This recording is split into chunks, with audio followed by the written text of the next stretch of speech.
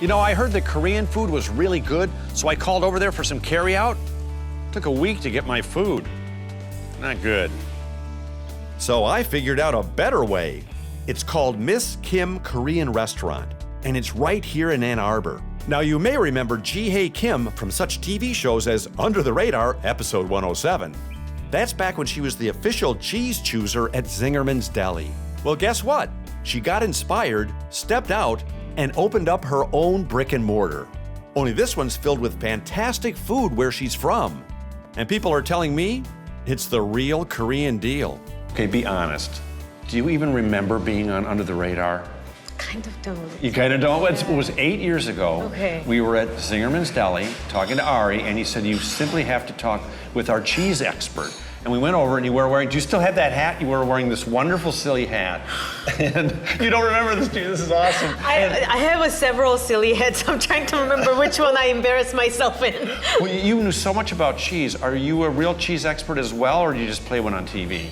I just play one on TV. Okay. No, I think at the time I had a lot of knowledge. Now I'm probably a little off. But now you're doing your own restaurant. How does that feel? No, that feels wonderful. Well, it feels tough, but it feels great at the end of the day. Yeah, restaurant business, it's a labor of love because you have to completely love it. Yeah. And it has to be a passion for you. Yeah.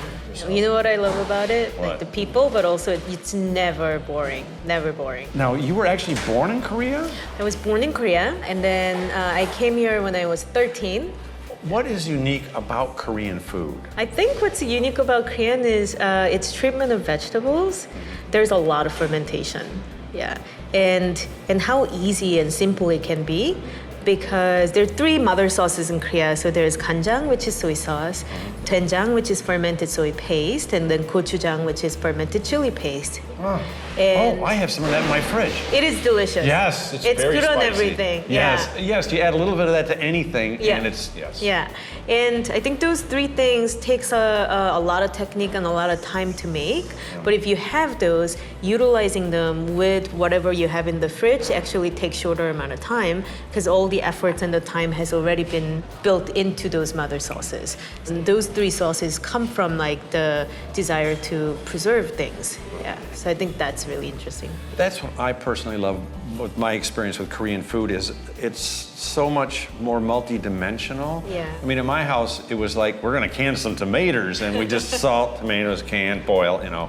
But you have the range of spices and the kimchis and the sauces are just, it's endless. Yeah, it's delicious, and I think I do not necessarily take the rigid approach to Korean food.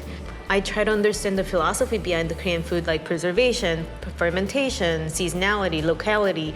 I mean, what that tells me is that a little bit of playing around, especially using what's available in your town, is totally okay. And I think that's actually behind a lot of long world cuisine. Now, I know your name is Kim. Yeah. But is that why you named the restaurant Miss Kim? No, I'm actually a natural introvert, and they would sound too egotistical to me.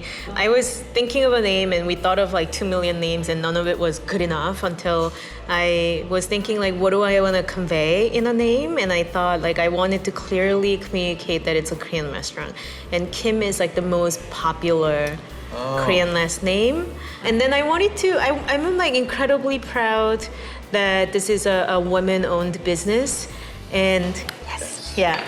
My mother was a small business owner. She was a woman too. Yeah, I know, right? Yeah, surprise. Yeah, so I wanted to clearly say that this is a woman-owned business and we do Korean food. So that's where the name Miss Kim came from. Ji-hae really is a special chef who has a totally enlightened and almost zen-like approach to her food. And the colors, flavors, textures, and totally tantalizing treats we tried were as if they came from another wonderful world. So don't wait a week for your authentic Korean culinary creations to come in the mail. Just get yourself to Miss Kim Korean Restaurant in Ann Arbor. And before you know it, they'll be right in front of you. I can't pronounce it, but I sure love it.